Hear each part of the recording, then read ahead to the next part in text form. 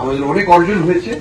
হয়তো ইনফ্লেশনে আমরা এখন ওই টার্গেট করতে পারিনি, একটা টার্গেট দেখে গুলি ছোড়াটা ঠিক হবে না। এখানে অনেকগুলো টার্গেট আছে, আমরা সবগুলো অ্যাচিভ করেছি, একটা হয়তো পুরোপুরি ভাবে পারিনি, আংশিক ভাবে করেছি। এই অবস্থায় যদি আমরা মন্ট্রি পলিসি লুজ করি, আমরা অন্য টার্গেটগুলো হারিয়ে ফেলতে পারি।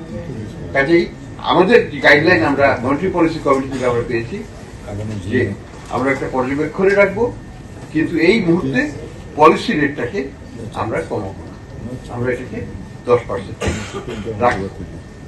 সেই সাথে স্ট্যান্ডিং লেন্ডিং ফ্যাসিলিটি যেটা আছে সেটা 11.5% থাকবে।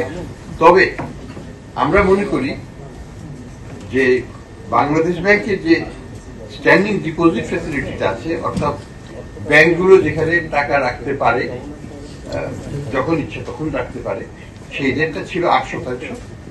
এটা গত বছর ছিল 8.5%, সেটা 8.5 থেকে আমরা কমিয়ে 8 করেছিলাম।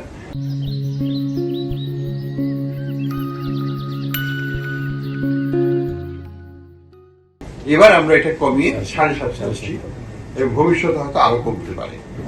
এটার মাধ্যমে আমরা কি ইন্ডিকেট করছি? এটার মাধ্যমে আমরা বলতে চাচ্ছি আপনারা টাকাটা বাংলাদেশ ব্যাংকে ডিপোজিট না রেখে মানি মার্কেটে নিয়ে যান, ইন্টার ব্যাংক মার্কেটে দেন, বাজারে তারল্য সৃষ্টি করুন, লেন্ডিং বাড়ান। That's the signal will give. এবং আমরা এটাকে আরো কমাবো। অর্থাৎ বাংলাদেশ ব্যাংকে কেন টাকা ফেলে রাখবে ব্যাংকগুলো? আমাদের তো টাকার দরকার নেই, টাকার দরকার হচ্ছে মার্কেট, ইন দ্য মার্কেট।